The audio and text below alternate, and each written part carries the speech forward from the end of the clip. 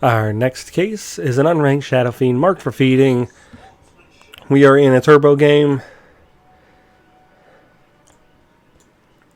Shadow Fiend is crossing the map. Right clicks.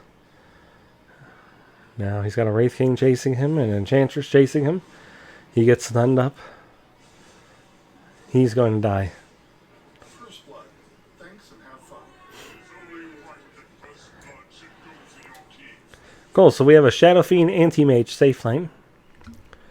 We have a Tinker mid. And we have...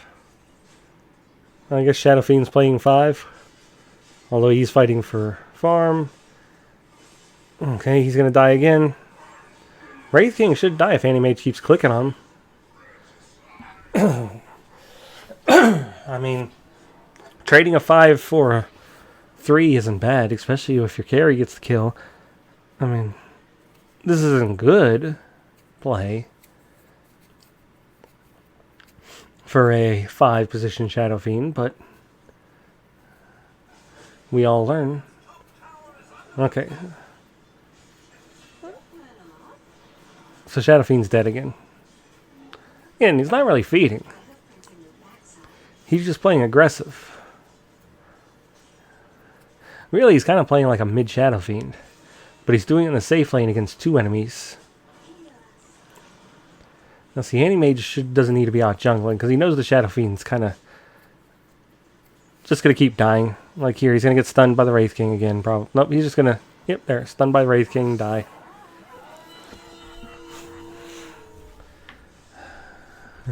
He opens up. He's muting people. He's trying to figure out what to... he's putting another point in Shadow Rays.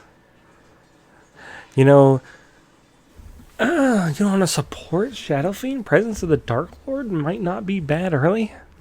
Just because you're getting armor reduction, which helps the anti-mage get right clicks.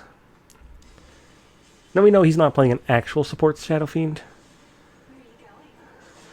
Yeah, like he's kind of like, he can't do much because she slows him down and then Wraith King stuns him.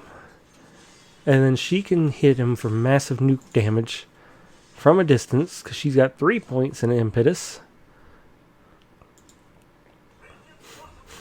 Now him constantly coming back bottom's not good.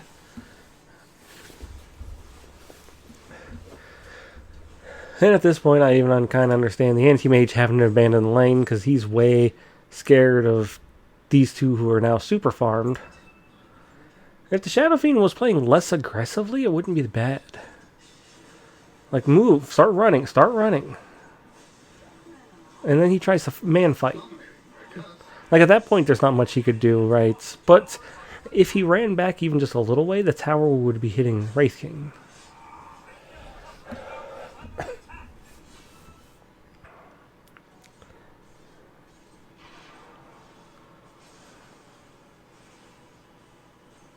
Again, this is bad play, but this is not feeding.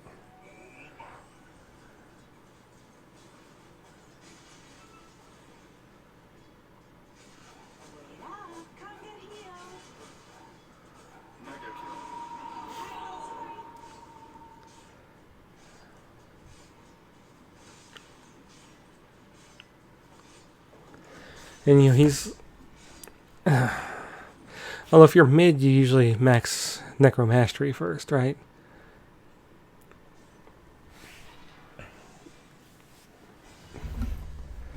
Unless they've changed the build.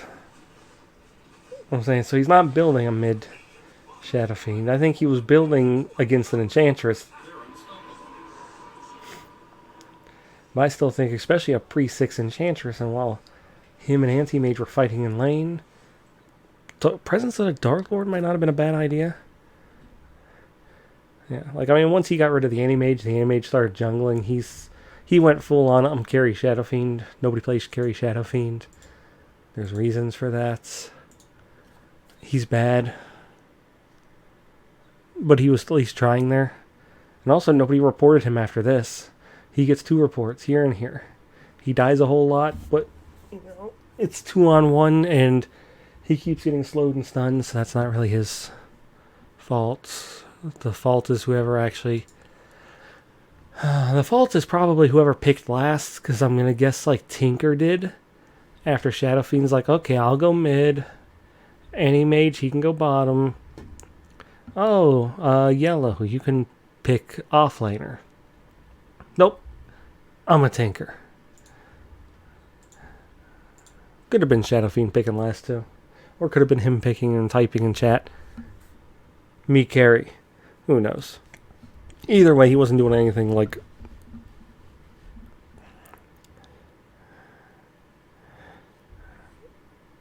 He wasn't doing anything like griefing. Actually, I think they should change the... Because think about this. Is a report player guilty of behaving in a way that negatively impacted their teammates? I mean, being bad and dying a lot does negatively impact your teammates. So maybe change the wording on this slightly. Or you might have more people giving guilties to bad play. Well, it's like there's a reason he's playing turbo mode. You know,